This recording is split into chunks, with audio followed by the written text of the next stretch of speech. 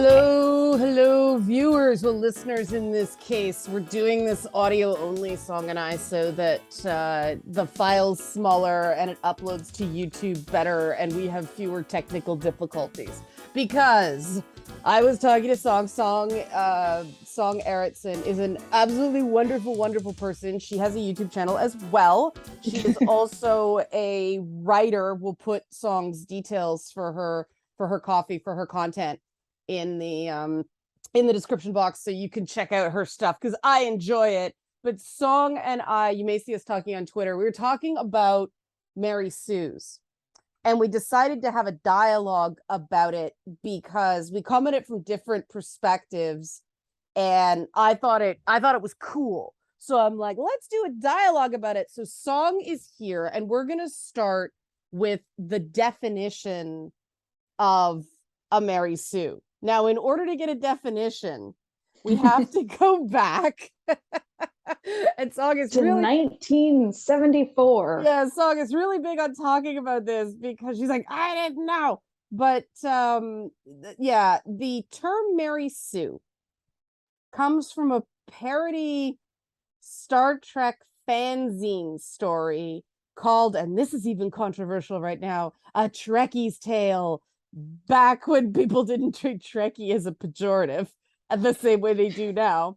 But Paula Smith created the character, Lieutenant Mary Sue, the youngest lieutenant in the fleet, only 15 and a half years old. And it was a fan fiction parody story. And so Song, this is what I knew it as all the way along. And that context seems to have been lost. So as somebody who's coming into this, just finding this out, what was your reaction to finding out that this is the origin of the term? So my first exposure to it actually was I started writing fan fiction at about 15 or 16. Mm-hmm. And I was like, okay, I want to get better. Mm-hmm. So I found a beta reader, and she was like, okay, well, your character is what's called a Mary Sue. And here's what a Mary Sue is. So it wasn't until like 10 years or so later that I found out it was connected to a Star Trek thing. Mm-hmm. And it wasn't until last week, as we were starting to prepare for this, that I was like, oh, I should actually look up the actual origin. And I found out that it was a parody, and it was a lot older than I expected. Yeah. Yeah. I mean, yeah. That's the interesting thing to me as being an old nerd, is that the whole Mary Sue thing didn't have the same bite when it first started. It was sort of one of these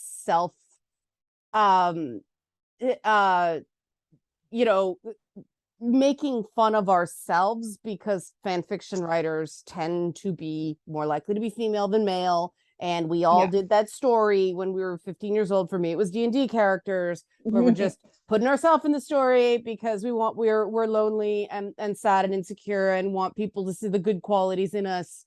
And so we do these stories, and that's where everybody starts. And we all look back on it and go, wow, that was pretty bad. And we have a laugh. That was my understanding of what a Mary Sue is. Fast forward many, many years later, I found out the hard way that is not what Mary Sue means anymore. And I did another talk like this with a friend of mine who was a writer, and it got so nasty in the comments. The friend couldn't handle it, and that was the beginning of the end of the friendship. She sort of like drifted away from me after that. Oh, and wow. That is how heated the Mary Sue thing gets. I've turned off comments on precisely, I think, 3 videos in the entire time I've been on YouTube. And that was one of them, because people weren't just attacking the ideas. They started personally attacking the guest. And while it was relatively mild, quote unquote, criticism, by internet standards, it was more than she signed up for to come on and talk about a term, right? And I don't know about you. I think that's part of the problem. I know you said before you think the term has a usage, but that it's gotten sort of out of control. And yeah, unpack that for me. So for me, by the time I came to it, obviously the idea of a self-insert, especially as fan fiction took off and it became easier, so more people were doing it. Because like back then, if you wanted to be in a zine, it took a bit more effort. You know, it wasn't just, oh, you log into fanfiction.net and you post a random story. So as it became easier, things shifted a bit. But by the time I got to the term Mary Sue, it wasn't just a self-insert. It was a character who meets specific criteria while also being poorly written. So like at the time there were, and I'm sure they still exist, but they're less common now because unfortunately the term has become sexist. Can I just say, I was so frustrated when the whole Star Wars thing happened and it was like, oh, Rey is a Mary Sue. And there was a point where Daisy Ridley was doing an interview and she's like, well, there's no male term for a Mary Sue. And I'm like, yes, there is. There's like three different ones. Well, originally Mary Sue didn't actually have a gender as the terminology. Oh God, that sounds shocking, right? That back in the 70s, we didn't gender everything. But yeah, we didn't need the term Marty Stew or Gary Stew. And I would argue there are a lot of Gary Stews in adapted work writing. I want to be really careful because I think we're in agreement here. I'm personally uncomfortable with applying the term to anything outside of fan fiction. That's part of my issue with the definition creep. Okay, so that brings me to 2 points. Yeah. So for me, I learned it as, okay, I'm trying to find a way to bridge these two thoughts. So like the average Mary Sue litmus test, the first thing they start with is the name. Is it a unique name? Is it a noun that's not usually used as a name? Is it some variation of a raven? Interesting. Okay, I haven't heard this detail before. Okay. Yes. So then it goes into, is there a super tragic backstory? Were they abused? The things that crop up in a lot of really angsty stories written by 15-year-olds, or people who just throw on the misery porn to make their story dramatic. Right.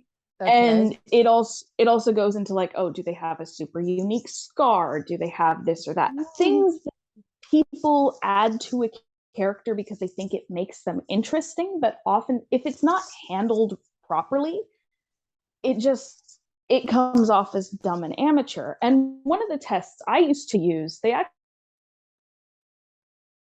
but their little thing, it said, look, the issue isn't the things that are on the test. It's how you write it. And they pointed out that there are characters, I think they even used Dream from Sandman specifically, where they, look, if you just put him through the test, he fails. He is a pompous self-insert character by Neil Gaiman.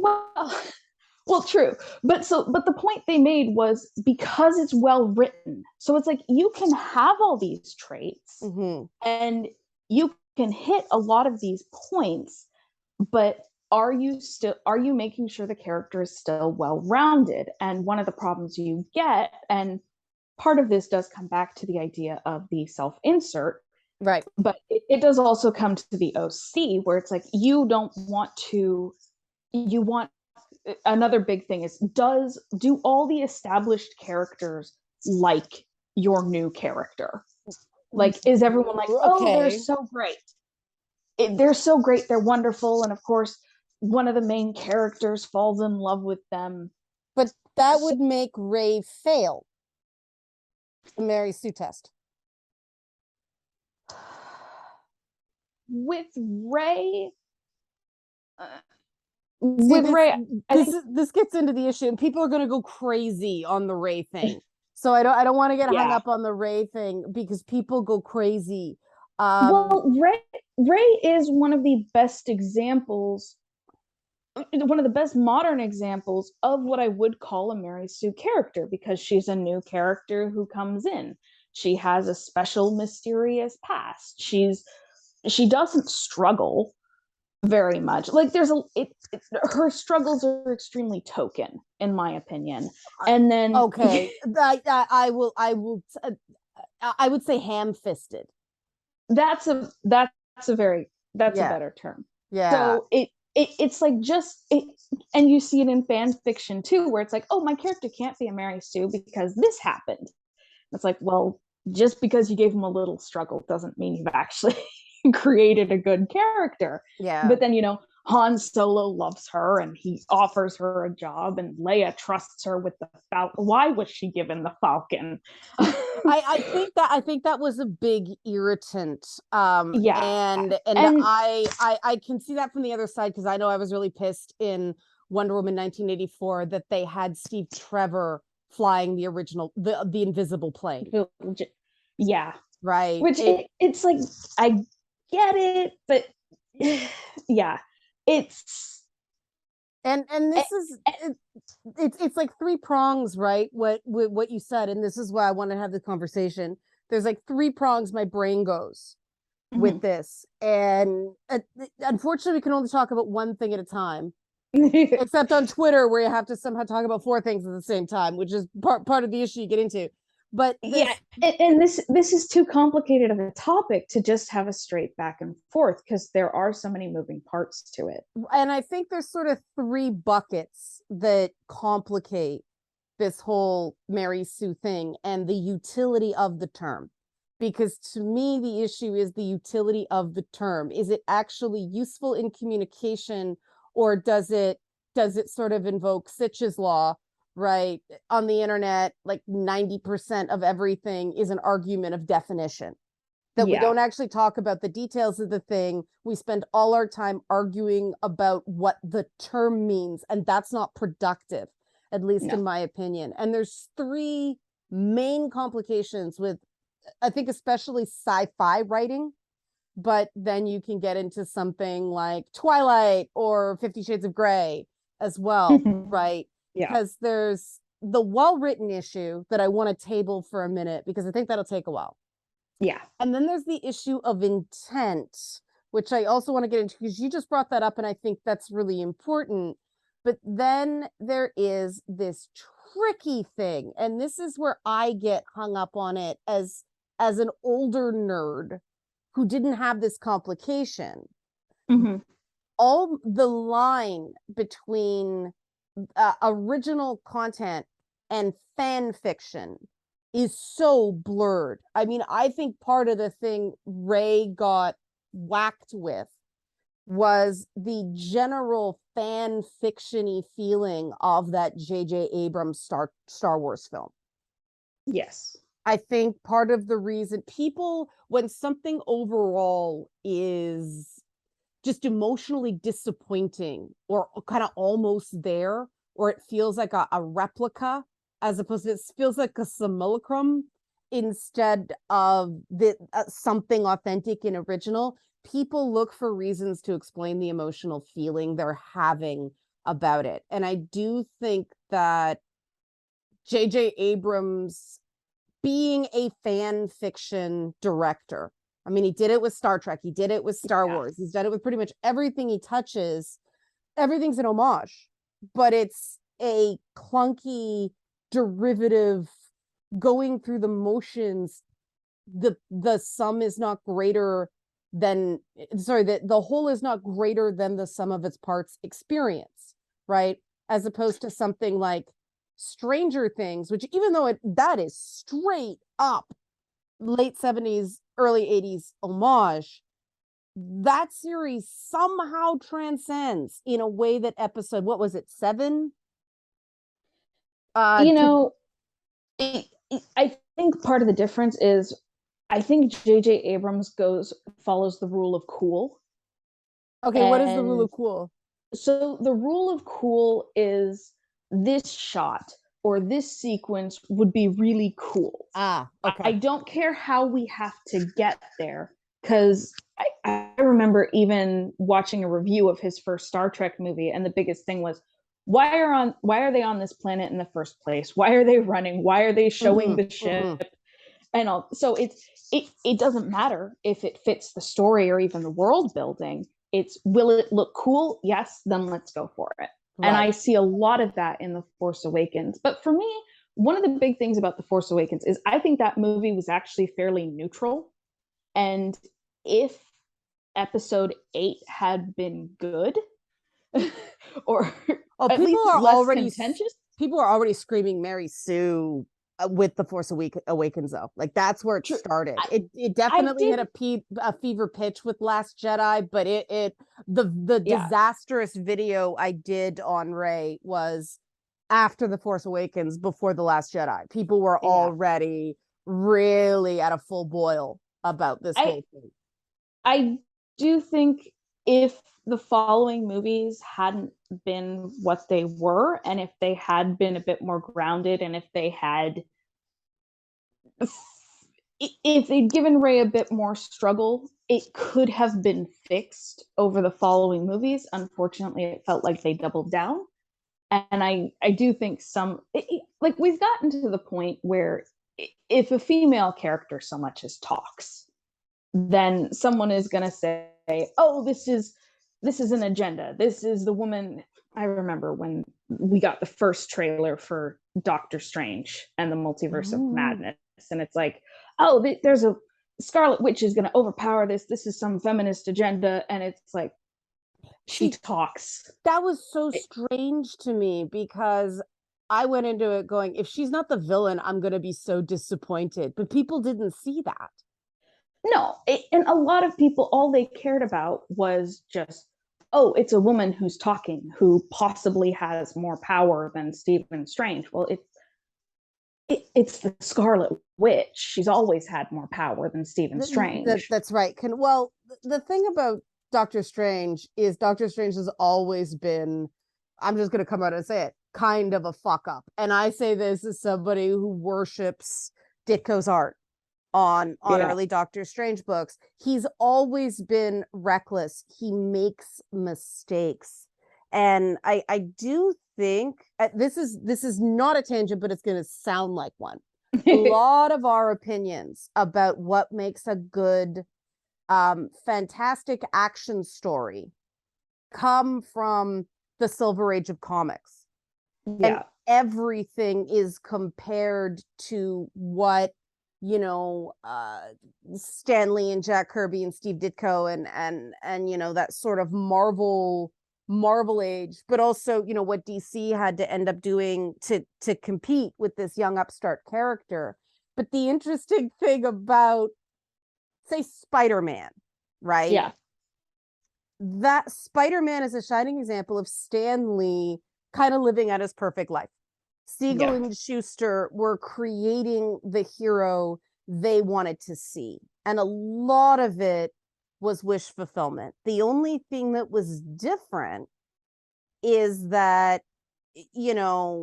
Spider-Man gets demonized by, J. Jonah Jameson, instead of being the one everybody likes, right? Yeah. But and this is where we get into the real challenge. Like you said, a female character talks, everybody freaks out.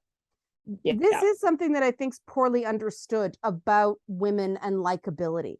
There is a real problem that makes creating female characters, especially female leads, so fraught that, if somebody's a secondary character or you make them deliberately unlikable, then it's okay. But we are so subjective about what likable is, and so divided about what likable is when it comes to female characters, that we can't get a consensus. And so it immediately goes to shit. We were talking about The Boys the other day and how much I despise Starlight, right? And every guy but one I've ever said this to has gone, What? And I'm like, oh yeah, she lies to guys' faces. What? Yeah, I can't stand her. What? People see different things based on their own experiences. And there seems to be a very, very narrow path for guys to quote unquote get it right. But we haven't necessarily figured out what that path is for a female character. And I think it is the lack of female anti-heroes in fiction. We aren't great because there's the femme fatale, right? You and I both love the femme fatale, right? You got the Girl Friday and the femme fatale. Those are still our only two choices, right? We don't have that classic Lara Croft anymore because she got nerfed out of existence. We don't have the female anti-hero. The minute it's a female anti-hero, she gets shoved into femme fatale territory, and that's not the same trope. No. And I do think there's a connection between, because no matter what you do with a female character, you fail in someone's mind because tropes are versus women, right? Yes, I invoked it, but that's a problem.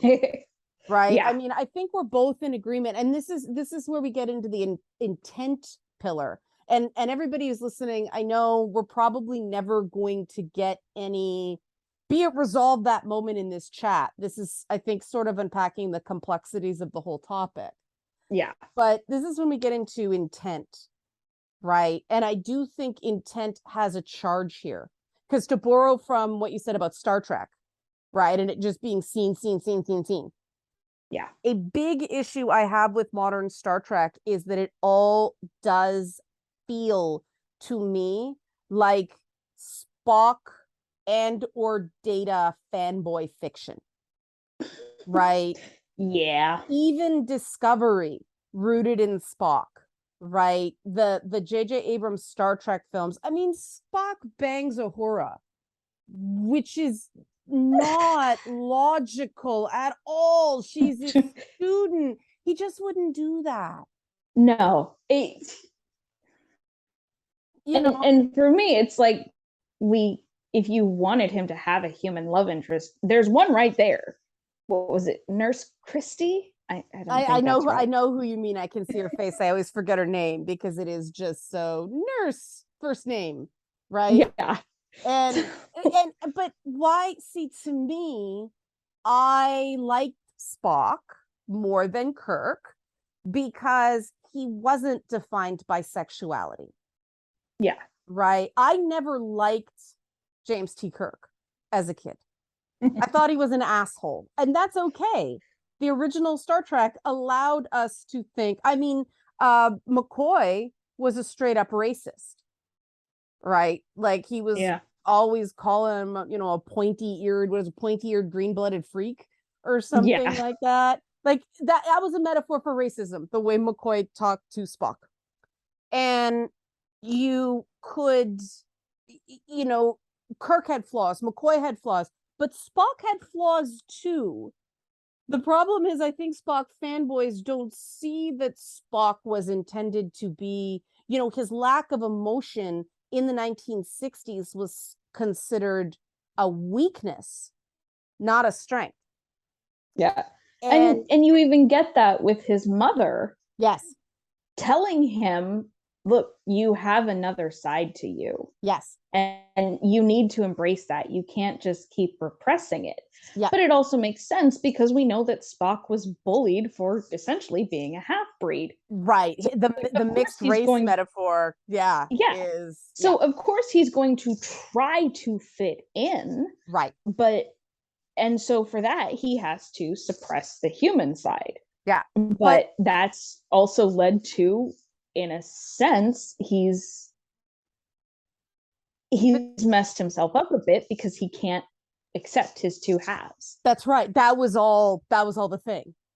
Right. And the fact that they cast a Jewish actor to play him was, I think, not an accident. And it's interesting that, I mean, none of that had to be hammered over your head, even for a 60s show. And that show it's wonderful camp. Yeah. But all of that, pretty much what I just said, it was almost all subtext. Yes. They didn't have to lay everything out. And you definitely didn't have to go read any of the books to get any of it. That was what made me so mad about Disney Star Wars. It's like, oh, if you want to understand everything that's happening, you have to go read all these books. And it's like, that's not how the EU works. Well, and then they wiped it out, right? Well, I mean, they were trying to create essentially a new EU. Yeah. Which I'm very salty about, but I won't get into it now because that's my issue. You know me, Song.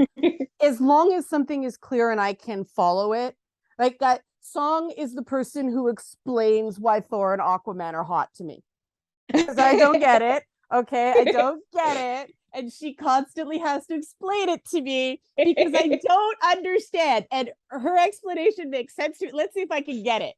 Okay. It's that he's strong enough to protect me, but kind enough to not hurt me. Exactly. Okay, I understand. that's an intellectual connection to it. Whereas other characters, I'm like, I totally know why I'm supposed to connect to this.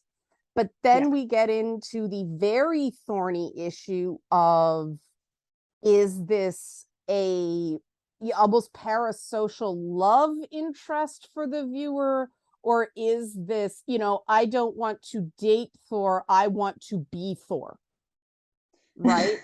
Thing, and that's where we get into intense, right? And that's why, the challenge with Disney, yes, they're trying to have it both ways with extended canon. They are drawing heavily from Dave Filoni's past work, which did borrow, like, it gets really confusing because the Darksaber in the books, I believe it was a Kevin J. Anderson book that originally introduced the concept, and it's like a weapon of mass destruction. It's like, I think the Death Star with like all the safeties off, right? I think so, yeah. But I don't think I actually read the Darksaber trilogy. Yeah, but then the Darksaber became a weapon forged by, and it starts sounding so fan fiction-y when you're talking about it, forged by a Mandalorian who is also a Jedi, right?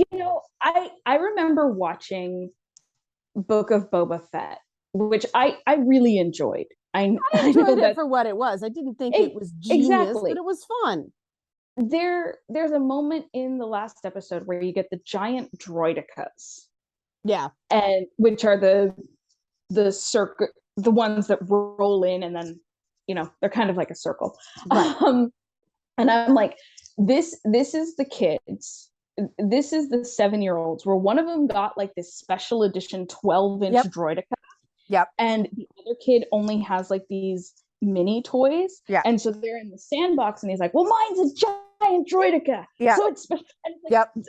That the finale of Boba Fett especially was where I'm like, this is a couple 7-year-old boys playing in the sandbox with their Star Wars toys, and I love it. Right. The difference I see with that is, okay, I can't necessarily say Book of Boba Fett is great writing.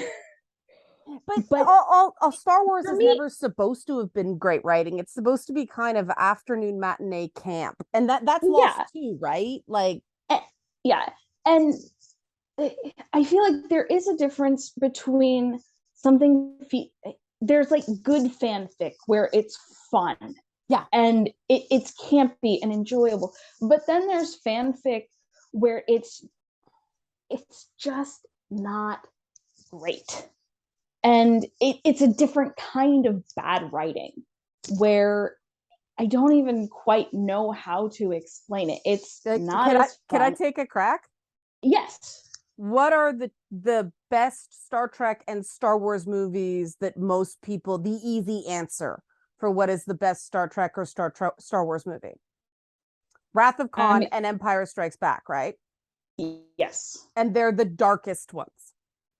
Yes. And gravitas. Well, it is that it's dark, therefore it's better, right? Not looking at, well, first of all, with Wrath of Khan, that movie relies on so much previous knowledge of literature. Moby Dick is a big one. The bookshelf in Khan's quarters at the beginning of Wrath of Khan is the Rosetta Stone for Wrath of Khan. Back then, they could assume moviegoers were at least familiar with Heart of Darkness and Moby Dick and these stories of Paradise Lost by Milton was another one of the stories of a fall. Yeah. Right? The same thing with Empire Strikes Back. Empire Strikes Back doesn't work on its own. You need episode 4 and episode 6. You need A New Hope and you need Jedi to make Empire work. And I think that when you say the good licensed fan fiction, I'll say canonical fan fiction, the good canonical fan fiction is not trying to out grimdark the source material, right? It's like, let's be two little kids smashing toys together in the sandbox. I agree with you, but let's face it, there's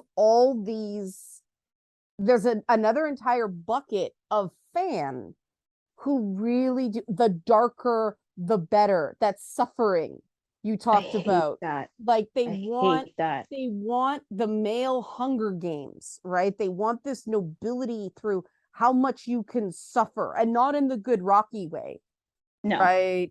I just found out Song also loves Rocky, and oh my God, one of my favorite movies ever. You know, but Rocky is a movie about a moral victory, not suffering. Yeah. Different. Rocky is overcoming. And the thing about Rocky is it's one of those stories you see a lot that's mentioned a lot when you read books on writing, because one, it's such a classic. Two, it actually breaks a lot of the rules of screenwriting in particular, because with screenwriting, it's like, okay, your inciting incident is supposed to happen by X page. I never really cared much for screenwriting. That's not my thing. So I don't remember exactly what it is, but it's like, it's supposed to happen by this page, and then this is supposed to happen by this page. And the reason so many studios rejected Rocky was because the script totally breaks those rules. And the inciting incident doesn't happen, like Apollo Creed doesn't show up until more than like 20 minutes in. Yeah. The other thing about Rocky is it was new Hollywood cinema techniques, which are aimed at college educated men predominantly, with a side of college educated women, about Mr. Blue Collar gets hit in the face for a living. They didn't understand that it was a movie about layman's wisdom. You know, Rocky ain't smart, right? But he's got the whole time through, he's got these moments of wisdom, and hey, I don't talk good. You know, I don't talk good. I don't know these things, but he gets it at the end of the day. And one could argue, like, is that a flaw? Is Rocky's lack of intelligence a flaw? Or is it, I think we get too focused when we're creating characters on flaws instead of nuance, that well-roundedness you talked about. Yeah. And Rocky he's a fascinating character because he's a mobster because, well, he's Italian. Right. Presumably that's something back in, when did Rocky come out? 79, 80, something like that? I think so. Thereabouts. So it's like, but he doesn't like it, and that's why he gets in trouble with his boss, because it's like, look, I told you to break the guy's hand. Well, he can't get you. And I think it's one of those things where he's a good man. Yes, he's he is. Just not in a situation where he can afford that. Yeah. In a way. But at the same time, he overcomes because of it. And then you also get, he's never really accomplished anything. He's never felt like a success at anything. And that's why it's not that he wants to win. Like he tells Adrian towards the end, I just want to go the distance. Yeah. I want to know that I didn't fail, which is, it's great that the the concept of his success wasn't put on, I want to beat Apollo Creed. It's just, I want to prove that I can go the distance.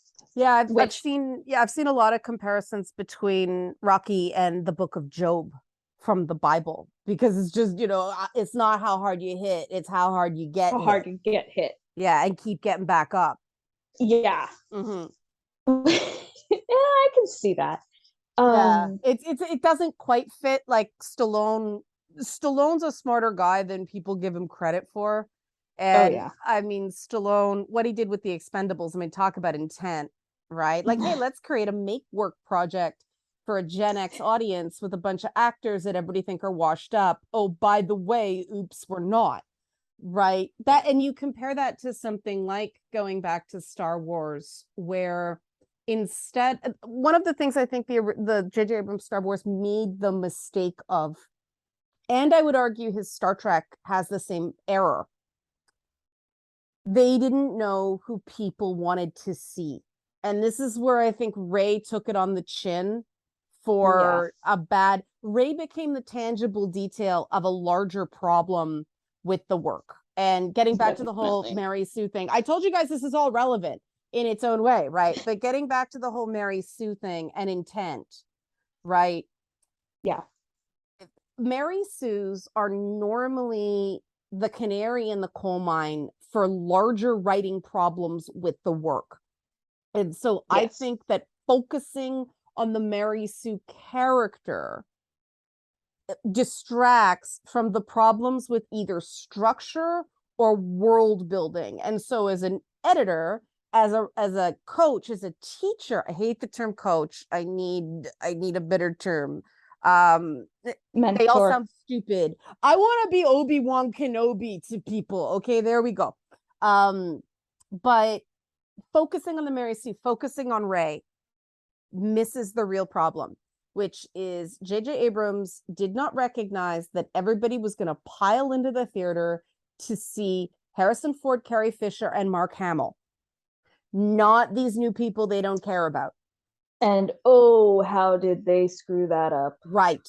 And so the new people took it on the chin. They didn't write the material, right? It should have been the fractures in Han, Leia, and Luke's relationships, and these, start them as sidekicks that then come along for the ride, right? And slowly you do a handoff, right? And for me, I just hated that the characters started with this fractured relationship. I'm like, I don't want to see this. I want to see them all together and working together. Right. And again, I read the EU as a kid. So it's like,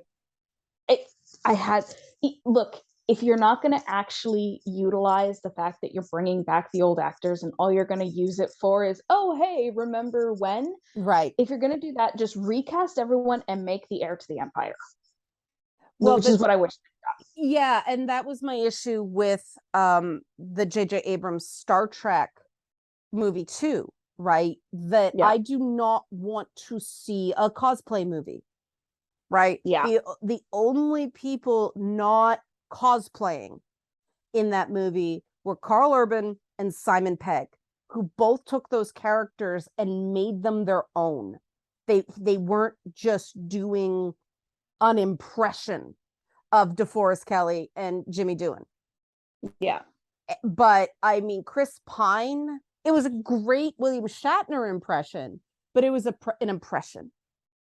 And that was the one thing I felt like the Solo movie did right, was it the actor who was playing Han, he didn't try to be Harrison Ford. I greatly enjoyed Solo, and I'm sorry it bombed.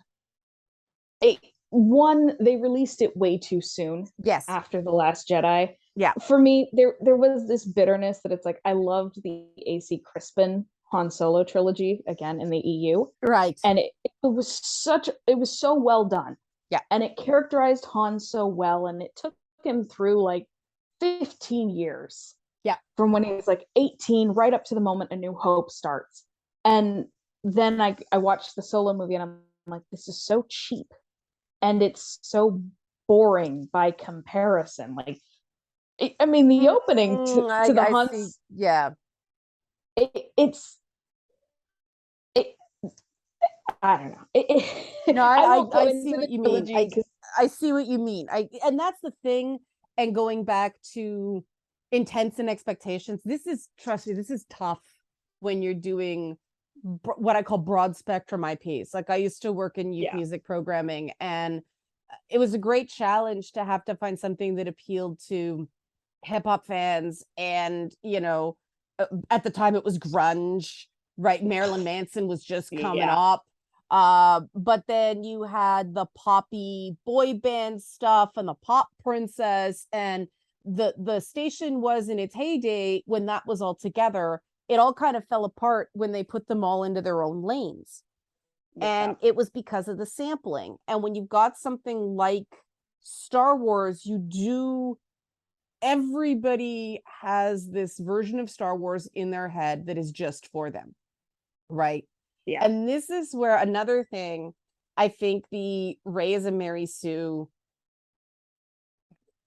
misses an important point. And again, this is my issue with the whole Mary Sue thing.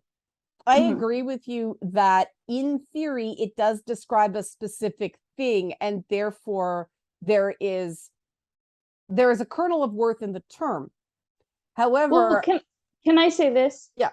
Part of it for me is I don't really think of it as a fan fiction term, in part because I used it to learn about character development for my original stories.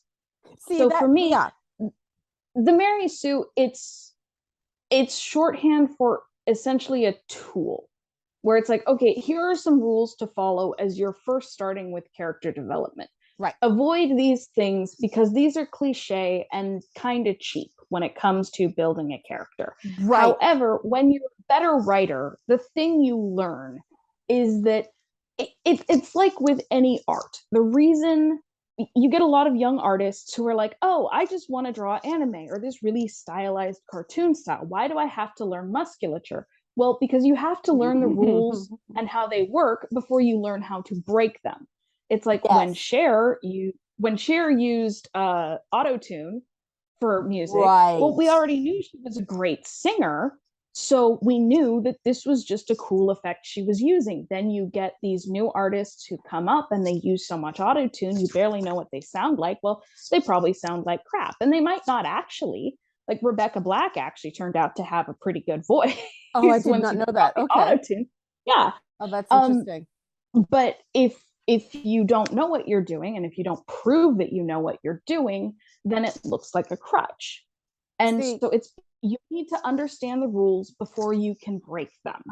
And that's the thing I learned with the Mary Sue is it's like, okay, this is a starting point where it's a tool you can use, but then you learn how to work without it. And I agree with you that is the useful application of the concept. Yeah. The thing is, the things that are being labeled Mary Sue's are not, they're not, J.J. Abrams has shown he is capable of producing competent work. That's not what's going on in something like Star Wars. That's not what's going on in something like, oh, I don't want to get into all the other hot button things. But you have a generation of men, and this is not a slag on men, okay? This is just, it's a different blind spot that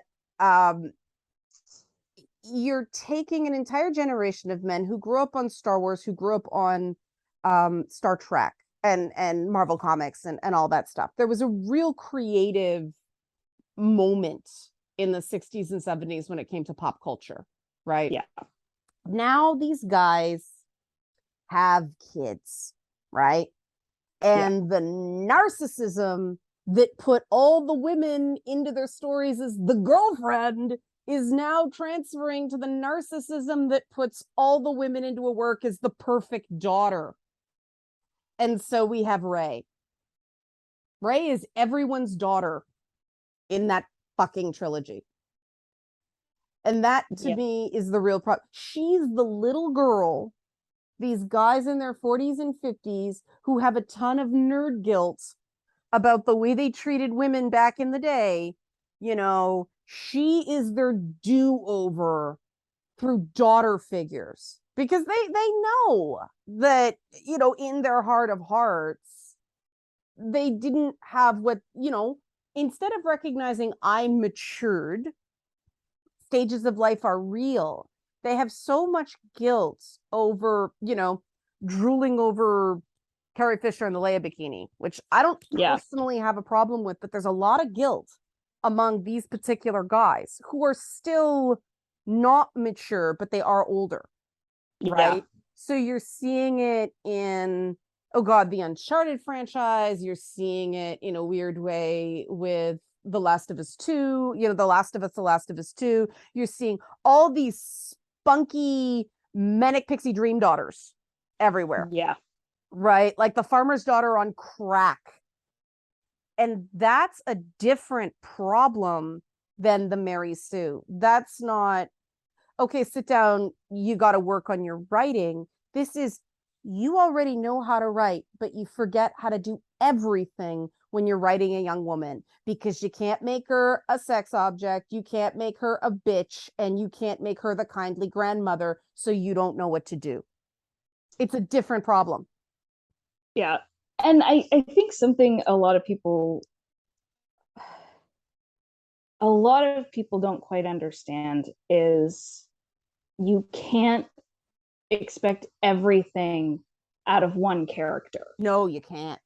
And this is why if you just have one token girl, which they kind of did with Rey, if you just have one token girl, then she's not going to appeal to everyone. And that's the magic of Carrie Fisher, though, right? Is she somehow did appeal to everyone. I mean, with Leia, you get this, she's sassy, she has this edge, she can actually be really mean. But that's the thing, Leia, and I think it is just because Carrie Fisher was Carrie Fisher, and there will never be another like her, right? But Leia was allowed to be multitudes, right? She was one thing one minute, she was another thing another minute.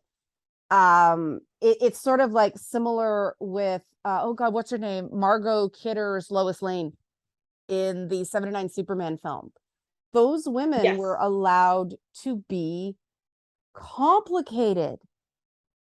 And I think complicated is more important than flawed, quite frankly, because if you start going, oh, she has no flaws, okay, let's start looking at male leads in pop cinema, right? What's Peter Parker's flaw? He doesn't really have really obvious character flaws. He has struggles. You know, the interesting thing, and as controversial as the Superior Spider-Man run was, the interesting thing I always found was that Doc Ock figured out how to actually run Peter's life so he could be Spider-Man, but he could still be there for the people in his life. Right, like right. Spider bots who could survey things, so he could actually be there for Aunt May's hospital appointment. And so I think that was the issue with Peter, right? It was an environmental problem, not a flaw of his character. Yeah. So, but I think the one thing that showed was that Peter was so stuck in his guilt, and I have to be out there all the time because I have to make up for this mistake, that he was becoming short-sighted. And I think they tried to make up for that a bit after the Superior run, where it's like, then they had him working in this think tank, and he became CEO of a tech company. Yeah. Oh, right. I forgot about that. Well, because then the tech company crashed, and now I don't even know what he's doing at this point. Last I saw, he was basically living on Canary's couch. Yeah, or not Canary. That's the challenge with Mockingbird's couch. Yeah, that's the challenge with Peter Parker, is people want to see him. It's the Rocky problem, right? Yeah. People want to see him win. But a core element, a non-fungible part of Peter Parker is that he is an everyman. He is middle class. He has to pay bills. He has to hold down a job, right? Yeah. And so the minute he starts being wealthy, you have to reset status quo somehow. Yeah. And that becomes a writing problem because now we're just in this loop of, you know, Rocky becomes champ, loses it all. His kid has to go to public school, and it's the worst fucking Rocky movie ever made. God, I hate that movie. It was a bad movie. And honestly, I think one thing comics really suffers from is the weight of all this history. Yes. Where part of me is like, you got to stop. And DC especially has done such a deconstruction, and like everyone wants to be Watchmen, and so now it's all gritty, but it doesn't work because you keep deconstructing and deconstructing what was deconstructed already. Watchmen worked because it had an ending, and I want comics to end. Well, like all these characters, I'm just like, it's so much history, it's too much, and I don't care anymore. Going back to Sandman, I do think there is something lost when Netflix severed Sandman from the DC universe. The original Sandman was cool because they were bringing back all those 1970s Weird Tales characters. Yeah. And putting them in sort of a, you know, the Vertigo universe. And I've had some people say to me, I tried to watch Sandman, I didn't understand what was going on. And that's always an interesting perspective for me to hear because I know this stuff so much. I keep telling myself I am not the primary audience for this product. Way more people are going to watch this that are coming in knowing nothing than people like me. And so I try to look at it that way, right? And that has always been the challenge with someone like Ray, right? Mm-hmm. I know we keep picking on Ray, and I would love, like I said, she's the best modern example of a character that is at least called a Mary Sue, but who does fit it quite well. I actually think Gaius Baltar in the Battlestar Galactica remake is a bigger Mary Sue than Ray. Well, yes, but I haven't seen Battlestar Galactica, right? And it's not as universal. The Sandman is a Mary Sue. Dream is a fucking dick, but everybody has this loyalty to him, and they're drawn to him, and he is just this sucking void that things don't move around him, and people are like, oh, but episode 6 it gets better. We had to get to episode 6, people. Okay, I am so sick of, oh, well, if you get through the first X number of chapters, or you get through the first X number of books, then the series gets good. I should not have to slog through any part to get to the interesting part of the story. Okay, that being said, you do have to suffer through or completely skip the first season of Legends of Tomorrow to get to the gold. See also The Expanse. Okay, so like with a TV show, that's one thing, because like they're trying to find their footing. Right. But like if you tell me, oh, this series of books or this, and you have to get through this because it's boring, that is terrible writing. Like it's one thing if an author is kind of amateur and they're still figuring things out. Yeah. But it's like the idea of, oh, you have to slog. No.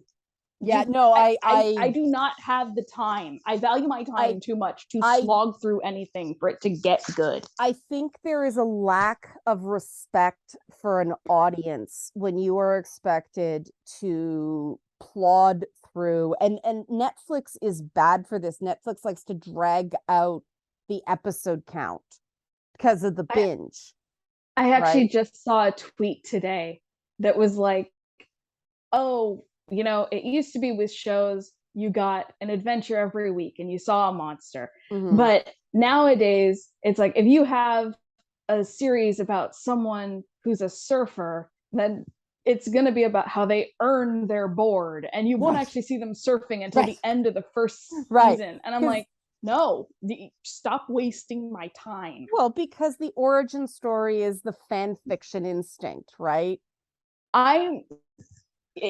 Even before we got to phase 3 of Marvel, of the MCU, I was already so done with origin stories, and I was so glad we didn't get that with Spider-Man. Not even just because we've already seen that origin twice on the big screen. I thought the way they introduced Tom Holland's Spider-Man, and okay, you know how I feel about Tom Holland's Spider-Man. Tom Holland's Spider-Man is my Thor. Okay, he is tiny enough to hug, but smart enough to talk to, right? He is perfect. Okay, that is me. He was introduced in Civil War. Yeah, the way characters back in the day were introduced in comics, and it's the right way to introduce a legacy character. And that's the thing about Ray and everything like that. They're legacy characters. They're not so much Mary Sue's, they're legacy characters. And it's the same problem, but it's a different root of the problem. And that's why we have to be very, very careful about the whole Mary Sue thing. Because Wolverine, for instance, everybody thinks Wolverine's a founding member of the X-Men. He wasn't. He was introduced in a Hulk comic. Yep. Right. And he was what I'll call second gen, because wasn't it like all the other X-Men were captured or something, and so Xavier had to put together a second team to rescue them? Yeah, I mean, if you look at Wolverine, like, oh, he's the guy that was there all the time, but they didn't know about him at first, but they kind of did, but they kind of didn't, like if you look at how Wolverine was conceived on paper at first, it's rough, right? Same with I had it and now it's missing. Well, look at Harley Quinn, right? She was supposed to be a one-off on the cartoon. Yes. Characters, you gotta ease them in. You can't do this boom instantly like this person the way they did with Captain Marvel. And even X-23, who's the Wolverine clone, she started on the X-Men Evolution cartoon. Yeah, I mean, Miles Morales took a while to find his feet too. And I think that was part of the problem with Naomi, that Naomi didn't have that decade to bake through collaboration to get something that, and I think that's part of the problem with the Sandman too, is because there weren't enough other people adding to the DNA. Yeah. It self-adapting is tough to begin with. Yeah. Because, I mean, The Boys works because Eric Kripke recognized 60% Garth Ennis is better than 200% Garth Ennis. Right? Yeah. The Sandman Netflix show is Neil Gaiman rolling around in Neil Gaiman. And there's a lack of self-awareness. And when you're doing it with a self-insert character that's a mashup between you and Robert Smith from The Cure, proceed very carefully, because that is Mary Sue territory, sir. Right? But you're not allowed to say that. People will argue all the reasons, and this is where bias comes in, right? Yeah. People will argue why Ray is a Mary Sue because they want her to be a Mary Sue, even though there are certain things where she doesn't quite, she clocks in at around 85% Mary Sue checklist.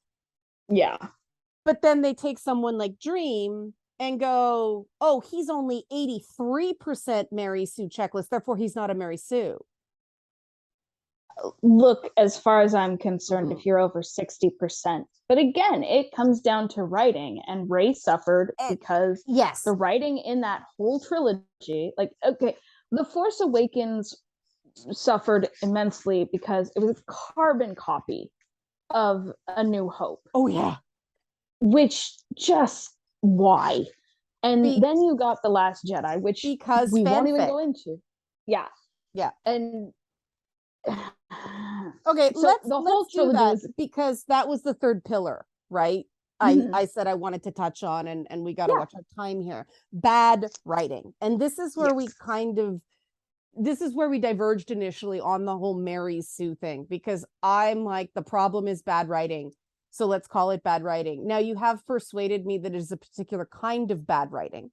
Yeah. It's bad writing when it comes to character.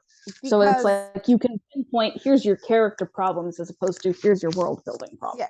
And I mean, okay, let's be controversial for a minute and use another example, because unfortunately people learn by examples, and I'm not an example person. I'm a induction deduction person, so I struggle with this stuff and I'm really uncomfortable examining via example. But here we go. Kamala Khan. In very many ways, Kamala Khan scores very, very high on the Mary Sue checklist. However, she's so damn likable. And it works.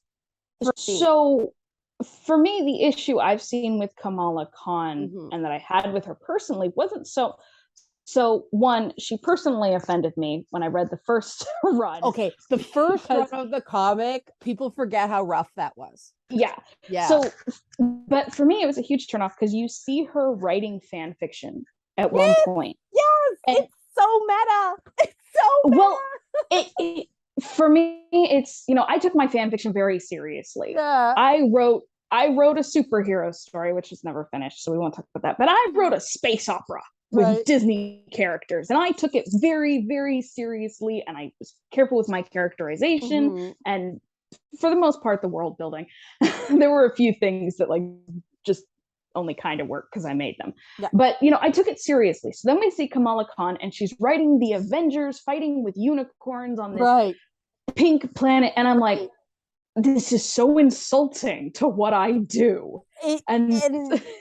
To me, that's why I go, let's go here on a Mary Sue discussion, right? Yeah. Because it's like they're doing with Kamala Khan what Paula Smith was doing with Mary Sue back in 73. Well, I don't know that I really consider Kamala a Mary Sue, because like obviously I may be making fun of something we all do, and it was loving fun, like it's self-deprecating. That was the word I was looking for. There was a self-deprecation element of Kamala when she first started that I'm not sure quite translated in the book, but I think the intent was self-deprecating humor. I mean, we are at this point in nerddom where the cosplayer, the fan fiction writer, they are tropes in and of themselves, right? But it's a tender trope, right? Like that is the new everyman, because DC was like always said they're gods. They weren't. They were heroes in the Greek tradition. Yeah. Right? And heroes were by definition very, very simple, easy to understand, kind of flat characters that were embodiments of states of being. Yeah. And then you got Marvel, who wanted to make characters that were more nuanced, more real people, more what was going on in the 60s, right? Life is complicated. Let's give people, let's create characters that can't just punch their way through every problem. Yeah. Now we go through more the Bronze Age, where we start to get that deconstruction, right? We get the post-Watchmen period, we get the Punisher, we get Wolverine, we get Frank Miller's Dark Knight, and now we're struggling. That's like a pit that keeps wanting to pull everything back in that period. And I think characters like Kamala Khan are trying to come out of that through the next, it's like the next, I've been watching Westworld a lot, so the next regeneration, right? The next flawed copy down, because we go from heroes to everyman Like the Northrop Frye categorization. Oh my God, nobody knows that anymore. That was my college education coming out to bite me. Myths are stories about gods, epics are stories about heroes, comedies are stories about regular people. And now we've got the tier below, sort of the untouchables of society, think the nerds. Yeah. And we're trying to drop down that staircase, but guys, this is our time. Why do we hate ourselves so much? For me, part of my issue with Kamala Khan wasn't, I mean, obviously I had the issue with the fan fiction because I was like, excuse me, it's not that silly. But another thing besides that was just some of the things she's done and the way she's behaved. Mm-hmm. And like the point where she was working with Captain Marvel and they were doing like precog crime basically. Mm-hmm. And I don't remember the details, but like she ended up getting her best friend was paralyzed. His legs were paralyzed at one point. He had to go to Wakanda. That's right. Yeah. And then he came back, and it's like, Was that Bruno? That I think it was yeah. Bruno. Because I have issues with Bruno. Bruno's a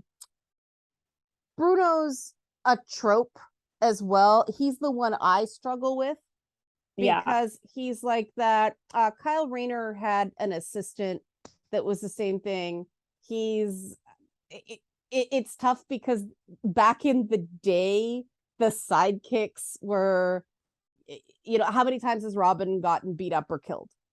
Right. It used to be the Lone Ranger and Tonto, and we're not supposed to talk about this, but the old joke, because now, it's racist, but everybody knew that whenever Tonto went into town, he got the shit kicked out of him. Yeah. And Bruno is that. It's like nerdy guys have embodied that trope because they think that's the only place they can fit.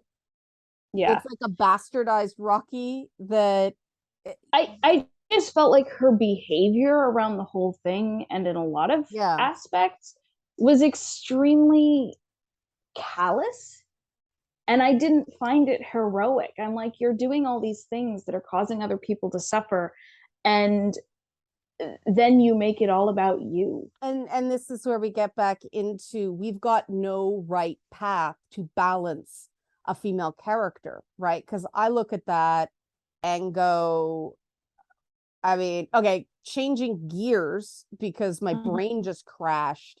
Compare that, because they are definitely trying to make you like Kamala Khan. Yeah. Right. That is part of the issue. I think Imran, blanking on her last name, she, for her age, like, she's so charismatic, well done. She was perfectly cast. Right. Oh, the show works very well. Yeah. And part of it is, the actress is charismatic, but the writing is also personally better than what I saw in the comics. And she doesn't come off as self-absorbed and cruel. But that's what I mean about the concept having time to cook. Mm-hmm. But self-absorbed and cruel can work because Yennefer in The Witcher. Right? Yes. But at the same time, I don't feel like that. Yennefer is done on purpose, at the very least. And I don't think that's what they were trying to go for with Kamala Khan, who is supposed to be this sweet New Jersey girl. But that's the thing. Who's just figuring things out. Why can't, and this is why I love to hate Starlight and the boys, because she's both, right? Well, Starlight's really complicated, and I'm allowed to hate her. And so I appreciate the character. Well, again, like you said, I think it comes down to intention, where it's like, okay, did you actually mean to have this story arc? Because it doesn't feel like they do. Because at least Yennefer is criticized. I mean, people forget. I think Yennefer is overly criticized, personally. Well, I always want, and yes, it's the world of The Witcher, but I always want somebody to say, hey, shut up, right? If she were one of us, she'd be talking about plowing whores and everything would be cool. Well, I don't even mean just by the fandom. It's even in story. Oh, no, I mean in the stories. I mean, in the It's true. stories. Like, I just wished at some point somebody would go, hey, shut your mouth about her. And it's part of Geralt's pretending not to care. And I get it. But I do think, and I'm glad the Witcher never tried to retcon then do over the way they did with the way Dragon Age threw Isabella under the bus. Dragon Age 2 slut shamed Isabella. Well, yes, that's the whole point. Isabella uses her sexuality so that she can predict how people are going to respond to her, the same way Butcher and the Boys uses C-bombs to deliberately repel people. Right? People become flattened that way. People become one thing when they are expecting rejection, and so they guarantee it. Right? Like, Yennefer's tragic that way because, yes, absolutely, sex is power. But Yennefer kind of got to the point where sex became nothing but power. Nothing is anything but power for Yennefer. And I think it's interesting that those characters in fiction tend to be depicted as black hair. And I think that's because of Betty Page. I can see that. Yeah. But, Yennefer is one of the few instances of a character that, yes, okay, you could argue she's femme fatale. She does fit there, but she's allowed, especially in the game, she's allowed to be complicated, and you were allowed to vehemently disagree with the choices she makes, think she's terrible for Geralt, and still really appreciate her as a character. Right? But then The Witcher gets dismissed as being sexist because, well, this is where I get with the whole thing about people focus on characters instead of seeing the problems of the world. Yennefer doesn't exist as Yennefer outside of that world. Yeah. There's just a lack of self-awareness in some of the previous stuff. Yeah. Right. And, it's obviously, we know I love Jessica Rabbit. Yeah. And, her main line where it's, I'm not bad, I'm just drawn that way. Right. And even with Yennefer is very similar in the fact that she's been forced into this. Well, I mean, let's into talk this role. Yeah, let's talk Jessica Rabbit though, because that's please. To me, I'm gonna blow your minds, guys, here a bit. To me, Jessica Rabbit is collateral damage in the whole Mary Sue thing, because it is the other side of the coin of people putting female characters in boxes and deliberately stripping nuance out of them. Right? Yeah. Because every line Jessica Rabbit speaks in Who Frames Roger Rabbit is fucking mug worthy. Right? Like, all she is deconstruction. Yeah. Right? Like, what do you see in that guy? He makes me laugh. No, like, I'm not bad, I'm just drawn that way. The whole patty cake scene, I mean, what a deconstruction of a pulp PI thing, right? Where I hit him over the head with the frying pan and put him in the trunk of the car so he wouldn't get hurt. Right. And I love her booby so much. trap, right? Yes. Like, she is almost a drag show of the femme fatale. Yep. Right? And that, like, why are guys allowed, their muscles have muscles, and I mean they're ridiculously beefy, and there's no way people walk around like that, and I'm pretty sure Chris Hemsworth is still digitally enhanced even with all the working out in the latest Thor movie. Why are men allowed that, and yet Jessica Rabbit scorched off the earth?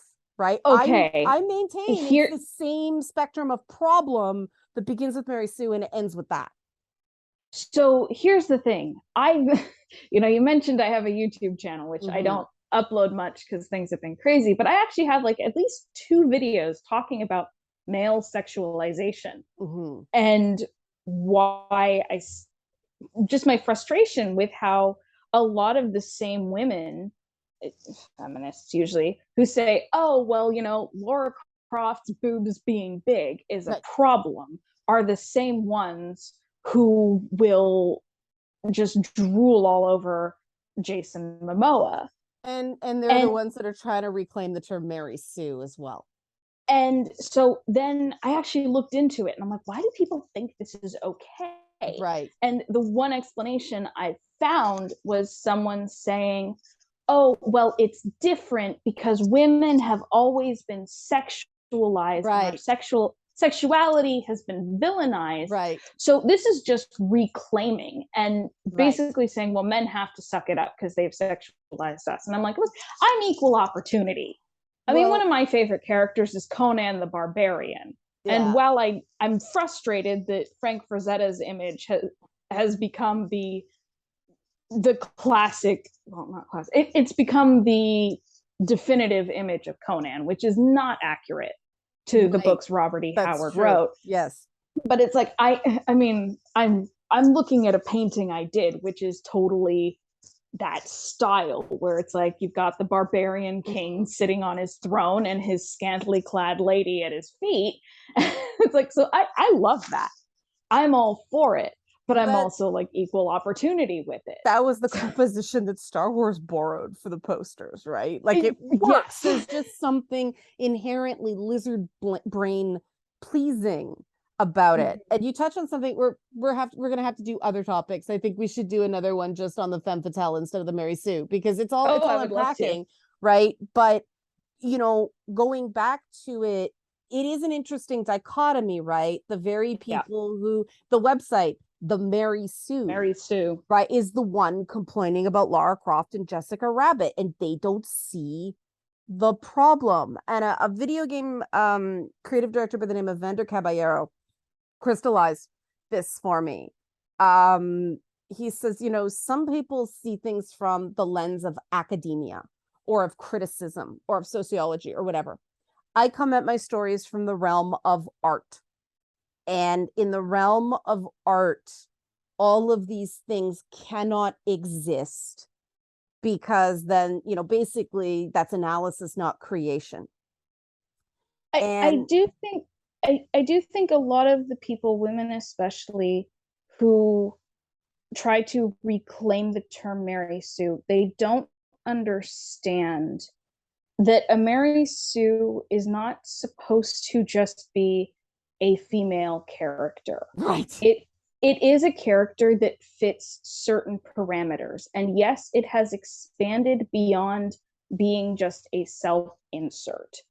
But again, it's a character that fits these certain qualifications, but because they're like, oh, well, women write fan fiction, and this is a term critical of the way some people write fan fiction, so it must be sexist. Whereas for me, when I discovered it, I'm like, oh, this is something that can help me develop my characters better. And now that's what's so fascinating about the evolution or the de-evolution of the term, right? Because the term Mary Sue was created by a woman. And like I said, it was self-deprecating. It was never intended to be the thing it became. And I think you make you come at an interesting point that I'm going to attempt to predict. That just because some people use or weaponize the term Mary Sue because they are sexist people or they're using it in a sexist way doesn't mean the term itself is inherently sexist. The origin, and this is why I cling to the origin of the term, because the original intent does matter. And it's important to track the way the usage and the intent has shifted. And what frustrates me about this online discussion, the debate, it's not really a discussion because there isn't a flow of ideas back and forth. But people start going, that's not what a Mary Sue is. It's like the term Mary Sue, ask for people, you're going to get 5 different answers. So the only way to have a productive conversation, the kind you want to use it for, is to do what we did. This is what Mary Sue means to me. Yeah. And I didn't realize until just now that your use of the term is why I think the author self-insert component is actually relevant. People scream at me all the time for that and tell me I'm wrong. Because the utility of the character is, okay, get your ego or your insecurities out of this so much. Tell a story. Stop trying to heal your damage from junior high school. Yes. Right? Oh, like that's what it is. I could go off on that too. Yeah. But that is what guys like. I'm gonna drop the bomb. I almost went the whole time without mentioning him, but Joss Whedon is also trying to reclaim high school and junior high school. I mean, his justification for why he did all the shitty things he did is because, well, when I was a teenager, girls didn't like me. What's worse, okay? Somebody writing shit pseudo fan fiction that doesn't hurt anybody, it's just not great, or Joss Whedon. If you've gotta pick a shitty way to exist, Mary Sue fan fiction is not the worst. And look, if you want to write Mary Sue fan fiction, okay, and that's for you. If you post it online, don't be surprised if people don't enjoy it, because you're not posting a rounded character or even a good story. But if that's what you want to do, okay, and maybe you'll find some people who do enjoy your writing. You know what? That's a great point. That's a really great point. Yeah, so it's like, look, if you're 15 or 25 or 45, if you want to write yourself in short fiction, okay. And this is why I don't like restricting the term to fan fiction, is because it's when it leaves fan fiction and you actually want me to pay for it. When you want me to pay for it, I expect a higher standard. And that, or not even just pay. If you want me to take you seriously, because like I don't charge for my work. Right. I post my series free to read on Ko-Fi. Though because guys, if you like this podcast, sorry to interrupt, but I'm gonna shill. If you like this podcast, please buy Song a coffee or Ko-Fi or whatever it's called. Please do. She's giving me her time. It's great. She's willing to take some shit for her opinions. Please kick her a few bucks because of this, because I think she's been great. Sorry to interrupt, but I just let's face it, like that is the big difference, right? Yeah. When people have to turn over money for something, they don't want to feel like they've gone through someone's therapy session. Yes. Right? That is such a big thing. And obviously there have been creators who have been able to channel their pain into great works of art, but again, you have to hold it to a standard. And I was talking to a friend recently where it's like, look, we've been seeing more and more fan fiction writers who, especially with self-publishing, are able to cross over and to make a career writing original stories, which is great. And there's some aspects of fan fiction, especially the creativity, that I'm happy to see come over into original fiction. But there are some things, like if your 500-year-old fairies are going to yell and they can't take an insult, and they're going to behave like they're 21 at what is supposed to be a political summit discussing the fate of the world, if they're going to act like 21-year-olds, this is so amateur. Please grow up. See, that's my issue with the Thor characters. First of all, how old are they supposed to be? They keep fucking changing it. Second of all, why do they all behave like adolescent brats? They're hundreds of years old. Now, somebody said to me, well, one, Odin was an abusive fuck. No one was allowed to grow. Done. That explains it to me, right? Because that's the reason that 50-year-old guys are in states of arrested development too, right? The other, I've heard a bunch of other things that they're embodiments of states and therefore they lack an element of free will. But I do think the best explanation for it is Odin was an abusive fuck, and Odin had to die before the characters could evolve. And the idea of them being representatives of states, that would work in the comics, that would work in some other versions. But if they're not actually gods, and if they're not actually kind of the patron of a certain state, it doesn't make sense. See, that's where I go really nitpicky the way, well, nitpicky's the wrong word, but I am passionate about world building the way you are about character. Yeah. Right. Please define your terms and stick to them, right? It's the issue I have with Sandman. It's the issue I have with Marvel being wishy-washy on whether the Asgardians are gods, because they were so careful to say, no, they're not gods, they're aliens who were once worshipped as gods in the first Thor movie. And I think part of the problem was then they got to Guardians of the Galaxy and they started expanding it. And they've just, well, specifically the cosmic elements, and it's like, okay, they can't even figure out if Loki is a god of chaos or a god of mischief. They are different gods. Holy shit. Yeah, you're making tons of money. Figure your shit out. I get Joss Whedon broke your character, but you hired him. You know, there's already an out. He had no free will. You know, Kang was controlling the timeline, or he remains, or the fuck the dude's character's name was. You're not allowed to call him Kang yet. But, you know, he was controlling the timeline. Nobody had any free will. All of the inconsistencies in writing can be explained away by that. Please get your shit together, right? Because that's my problem with Sandman. And it's this, like, I see it. It's just the thing I get stuck on. And, you know, it's interesting because the reason the MCU succeeded, at least in the beginning, where the DECU failed, was the fact that they had a plan. Well, at least for the most part. They also had really solid structuring on those early films. Even though Captain America and Thor didn't make a lot of money in their first runs, they weren't intended to. They were like the Christopher Nolan Batman movie. Yeah, right? It set something up. And and that was what the DECU did wrong, was they just said, we're gonna have our civil war.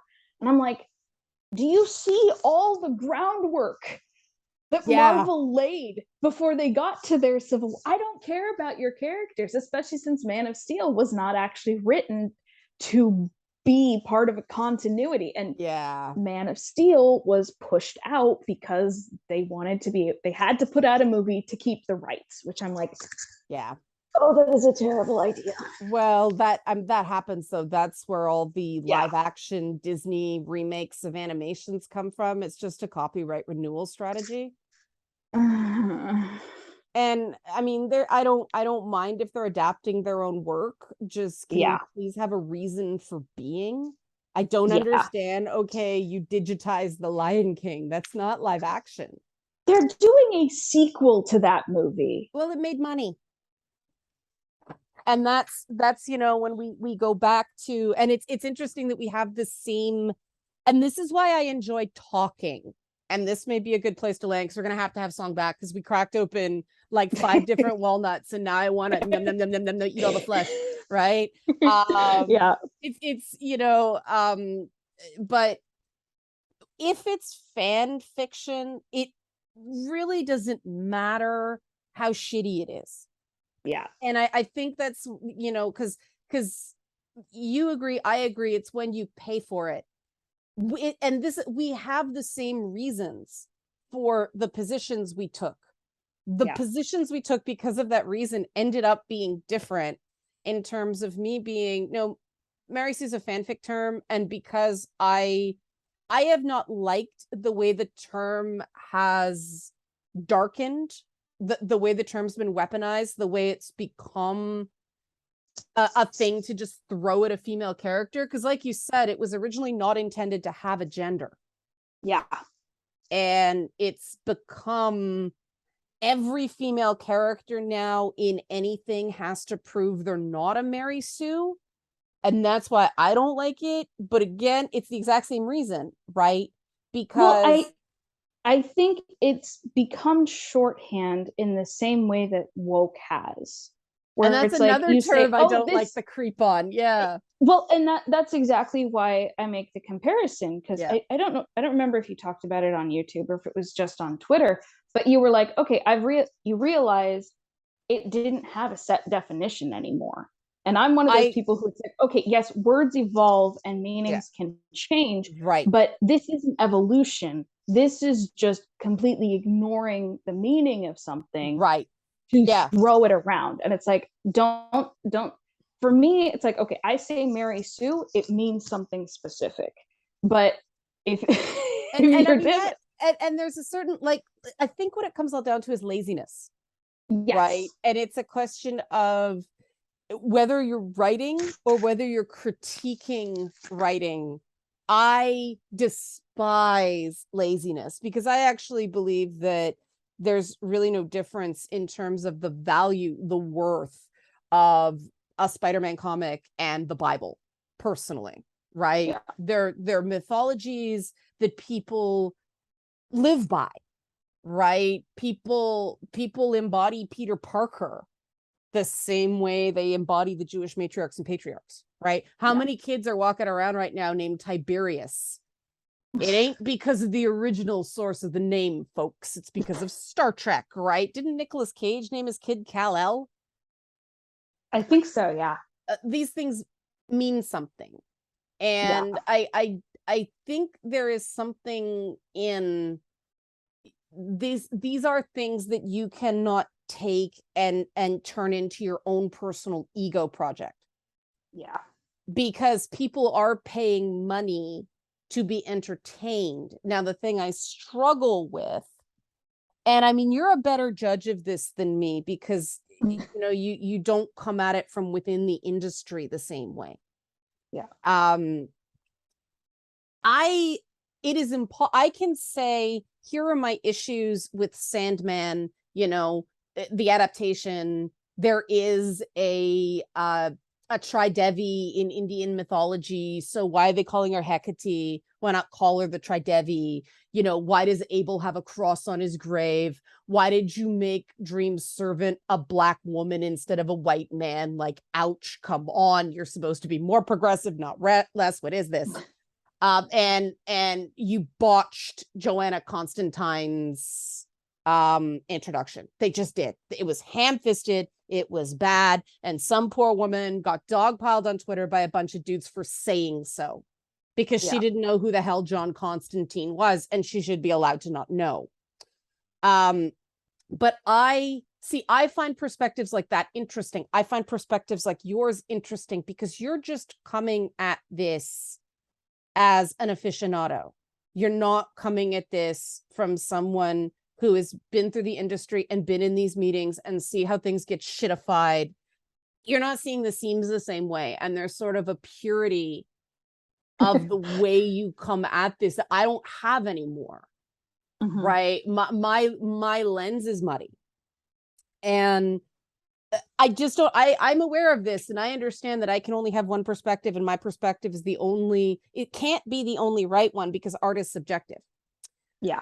But why can't other people just do that? Say, my perspective, my opinion is valid, but it is not the only one. Why do you think people feel the need to fight so hard about this stuff? Because I admit this is something I don't understand. I do not understand the invective. Like, so it's let me phrase it another way. Yeah. What you're saying to me makes complete sense. Mary Sue's a mistake, but if you want to go ahead and write Mary Sue stuff, go right ahead. But that's not the thing I'm encountering online. Mary Sue is an immediate invalidation of a character. It is a cardinal sin, as opposed to a trope one should use intentionally and sparingly. You know what I'm like? Your perspective, I can completely understand and see, and it's like, explain Thor to me. Okay, explain Mary Sue to me. Okay, I get both. But you're not saying the trope is an instant grounds for invalidation. You don't say this shouldn't exist because Mary Sue. You're saying if you're going to do it, you better do it well. What's going on with these other people that just Mary Sue, Mary Sue, Mary Sue, Mary Sue? So she's a Mary Sue. So she's a Mary Sue. It's like this should have some inherent meaning that I'm not understanding. Honestly, I think they don't even know what it means. Interesting. Because again, like when we first started this, I broke it down. Here's what the litmus tests actually ask you. It's because about the name. They will tell me, it's a too perfect character. No. And then I'll say, yeah, but there has to be these elements. No, that's not what it means. It means a too perfect character. It means someone with no flaws. It's become extremely simplified in that sense. You don't agree with that definition? No. Okay. No. I think part of why it came down to, like, if you're simplifying it to its most basic, too perfect character, well, that comes because when it's a self-insert, no one really wants to insert their flaws or even acknowledge their own flaws when they're creating a self-insert character. They just want someone that all their favorite characters are going to love and la-di-da. And so, in a sense, is it a too perfect character? Yes, kind of. Because, again, when it comes to the self-insert, you don't want to make your self-insert flawed. But to me, that's the same urge. And I get that it's handled badly, but that's the same urge as it's the get the friends urge instead of the get the girl urge. Well, I think there's a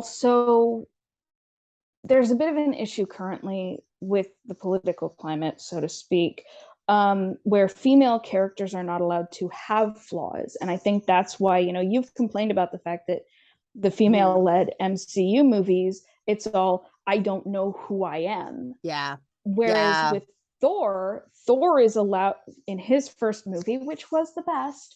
Yes, in his first movie, with that. He's allowed to grapple with his own ego. And I think that was the worst part about Captain Marvel for me, is she has an extreme ego that I felt rivaled Thor's in the first movie. And she's so snarky. And I honestly found her nasty in that sense, and just so mean. But that's never treated as a flaw. This is the weird thing. And like, this is another topic. Yeah. Because if you know anything about Marvel continuity, like, Carol Danvers saves the Skrull in the Captain Marvel movie. Now, anybody who's a Marvel nerd knows what the Skrull go on to do. And so they sort of set up in that movie, and it's weird, they keep backdooring this. Everything is Carol Danvers' fault if they do Secret Invasion. Yeah.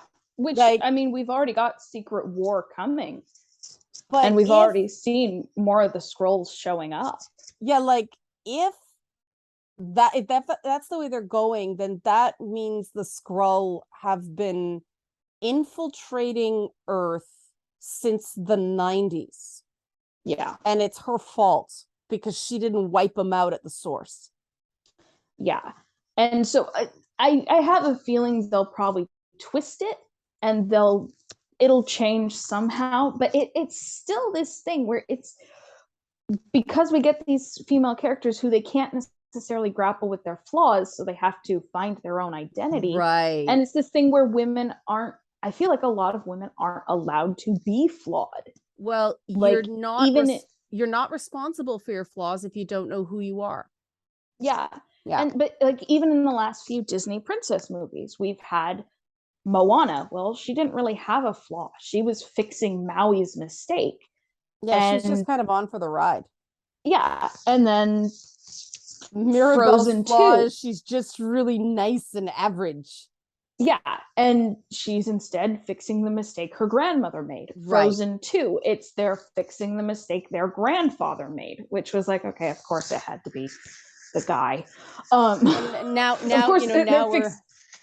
we're going back to that farmer's daughter thing, right? Yeah. The one who saves the farm from the mistakes of the past. I mean, that's really, and I really wish we could broaden, and I keep saying this, but this is really because I do believe words mean something. I love words, I love language, I love world building, I love character. Yeah. I wish we could be better. I mean, I hopefully people have enjoyed this discussion. You managed to persuade me. And I mean, that's really good. This is why I wanted to have you on, because you make sense and you can actually explain your viewpoint. I mean, anybody who can explain Thor to me. Seriously, I talk about that all the time. It's like, I just don't get it. Yeah. But like, that's the thing. This stuff is supposed to open up conversations between people. And to me, these ensemble castings are wonderful dialogue starters, right? When you talk about which Avenger you see yourself in, or which arcane character is most like you, or which character of the boys is most like you. That's the new who's your favorite Batman villain to me. You learn a lot about somebody fast when you know. Yeah. It's like those memes you were talking about on Twitter the other day. It's right. If you were ever on you board, missed the point by worshiping these characters. Yeah, and these can be really good conversation starters when you can learn so much about other people and their perspectives. And it frustrates me so terribly that people shut these things down before they ever get going through just these sort of repetitive record skip arguments of definition. And I think part of the problem is you get people who have built their identities on these fictional products and these intellectual properties where it's like, oh, I'm a comic nerd, I'm a Star Wars fan, I'm a Trekkie. And they've built so much of their identity into that they can't step back and be rational about it. It's like, oh, Star Wars was amazing when I was 6 years old. Okay, yes, Star Wars is amazing and Star Wars is really good, but you are seeing it with rose-colored glasses.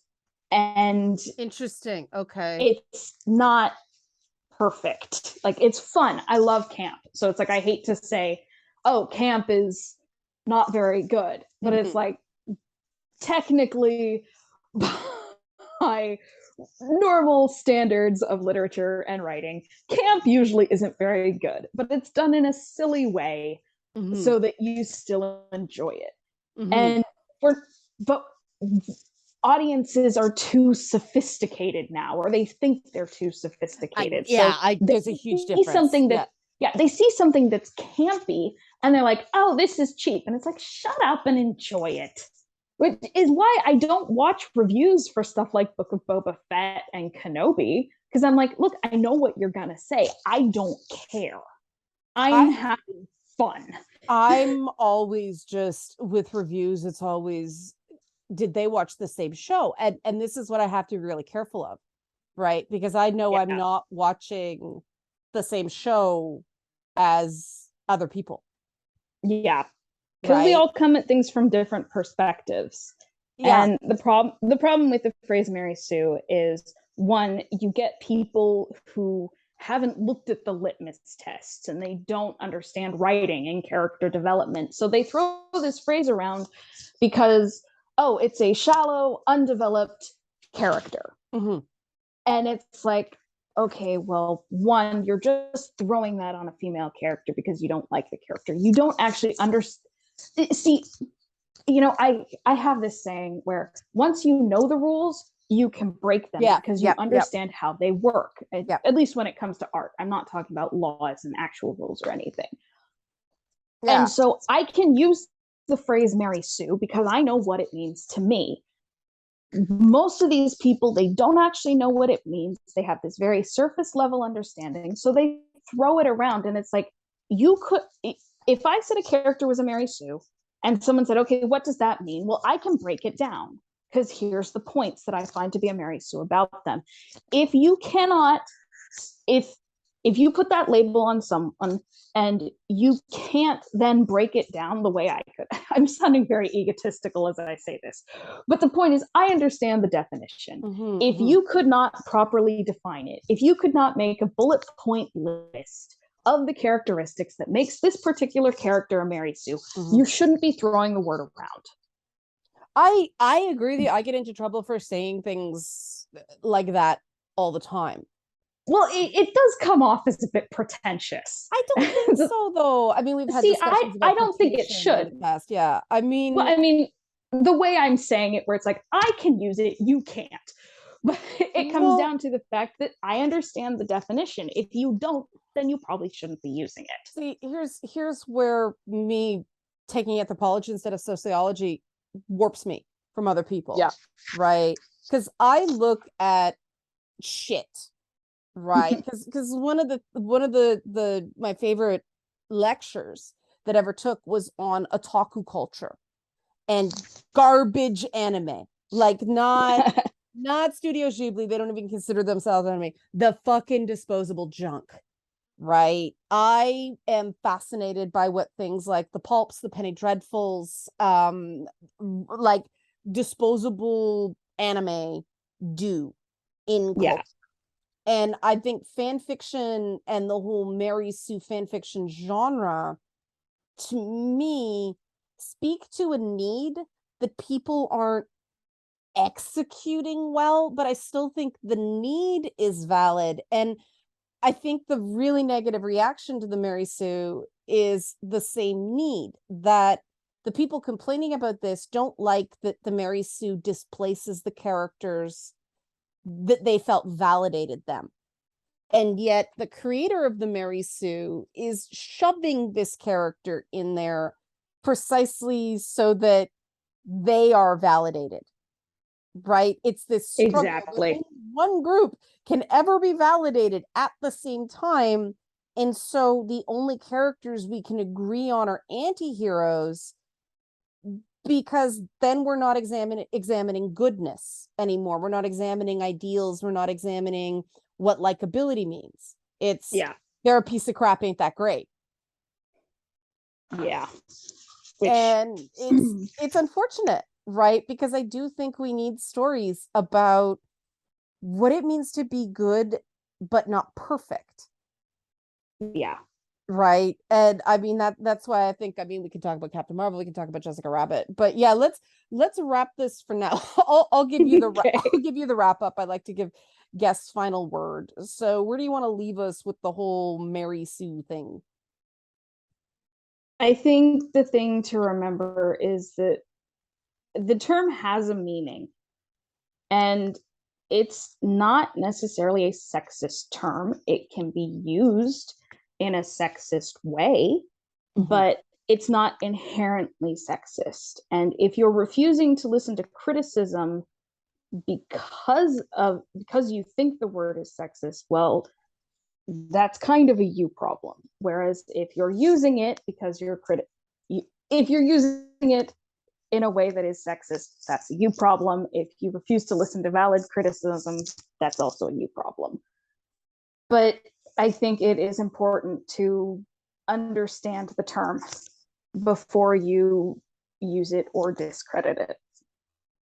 All right, I'm good with that. Okay, Song, what's the best way for people to get in touch with you if they want to communicate or support your work or anything like that? Some people listen in the car, so I won't just put it in the description box. Do the plug.